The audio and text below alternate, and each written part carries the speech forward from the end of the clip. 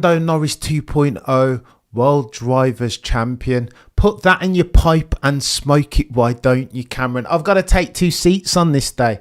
I didn't think he could get it over the line with a fire-breathing Max Emilian Verstappen on his tail. I didn't think he'd do it. And this isn't mean saying Lando Norris isn't a brilliant driver, that he hasn't got natural talent for days, that he isn't quick, and that he hasn't got racecraft as good as anybody on the grid potentially. When he's had his Weetabix, that was always the challenge. Was Lando Norris a fair weather driver? Could he do it on a rainy day in Scunthorpe when he has a fire-breathing Max Verstappen breathing down his neck? Could he slay for the Maximilian Verstappen dragon? And on today, I've got to take 2 seats. He did it. I didn't think he'd be able to do it. I didn't think he'd be able to manage for the not insubstantial pressure that comes with winning a driver's championship on the final day race, round 24, the Abu Dhabi Grand Prix. But he did it, chat.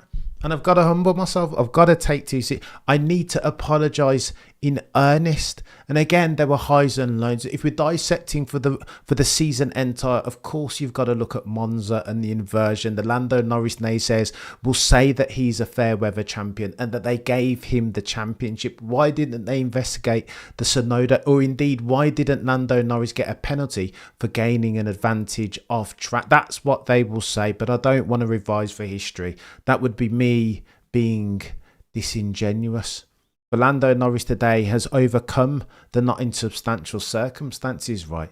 You've got to look not necessarily at Monza, but you've got to look at Monaco in Q3 when he did it, notwithstanding the pressure.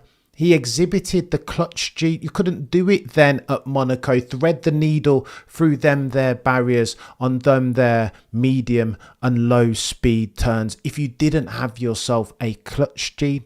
In the dying embers of the season towards the second half and last quarter, Lando Norris was a gazillion points behind Oscar Piastri. Everybody was anointing Oscar the champion, that he was the chosen one, that he's the anointed, the prodigal son. That's what everybody said. And Lando Norris said, you know what, I'll see you that and raise your this. Put this in your pipe and smoke it. The dude's been super quick. Of course, we can have a conversation about the difference in Oscar's driving style as versus Lando. So too, we can have a conversation about the upgrades that Oscar Piastri didn't take, why he struggled around the low minimum speed turns more than Lando Norris. We can have that conversation, but probably not today, because Lando Norris did it, chat.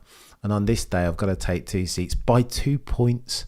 By the way, at some point in the next couple of weeks, we're going to have to dissect and do the waterfall analysis.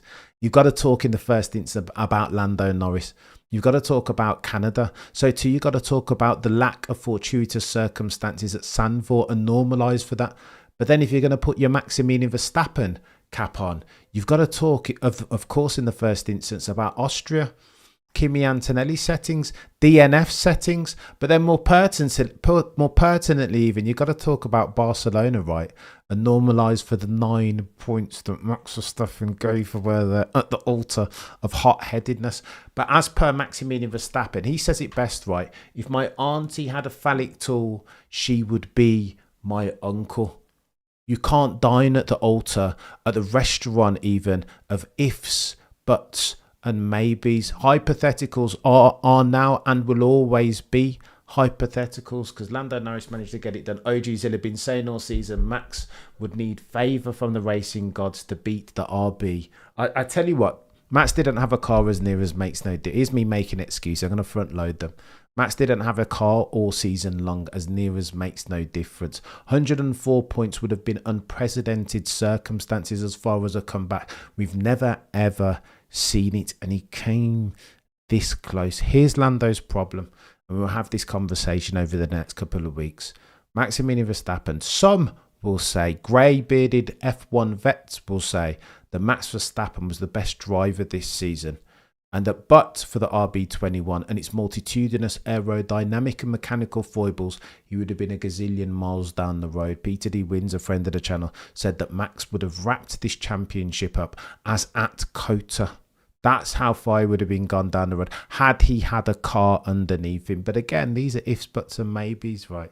You can't take it away. I would be being a douchebag to talk about these things extensively on the day that Lando Norris has got over the hump. And let's talk about this. Because the challenge that we laid down to Lando Norris, again, it was never about his speed or his brilliance, not necessarily about his racecraft. It was all in here. Nico Rosberg said earlier in the season that the championship will be won and lost in the head of Lando Norris. It was all about his ability to deal with the pressure. It was never about his speed, because he's rapid. He's been rapid all his life. Almost that's been the gift and the curse of Lando Norris. Almost too flary, too naturally talented. But how would he deal with the pressure up here? Well, you have your answer, ladies and gentlemen of the F1 jury, because in the dying embers of the 2025 season, Lando Norris did what we asked of him. He saw us the challenge and raised us this. How about social media? Sack that off, draw a line underneath it. How about I take off the deltas, the delta information on the steering wheel during qualifying? Did that. He continuously improved over the course of the season to amend for his not insubstantial multitudinous foibles of the mental fortitude variety. He fixed for them. Humility all of a sudden was on display for Lando Norris. And for that, all heads must bow and all tongues must confess, for he has improved and instituted for the mechanisms necessary to get him over the line as far as the Drivers' Championship is concerned. It was never about the chap's talent. It was all about in here. Simon Barnes would always say that the difference between the very good ones and the great ones is their ability to play the big points, clutch gene settings, that all points and races and sessions are created equal, but some are created more equal than others. It was always going to be about Lando Norris's ability to get over the line here. And behold, ladies and gentlemen, he did it by 2 points, I'll have you know, with a very quick MCL 3.9 and its upgraded suspension and upgraded suspension geometry. But yet and still, he did it. That's what the headlines will say tomorrow. Lando Norris, world champion. Next year, he'll have the number 1 on his car, not the number 4. And to that, Maximilian Verstappen said, let's see how we go next year.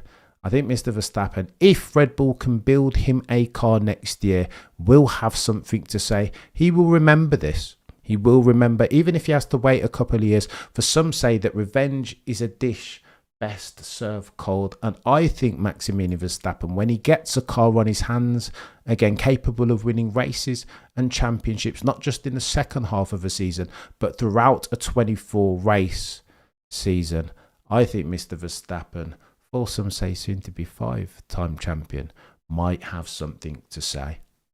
But I digress.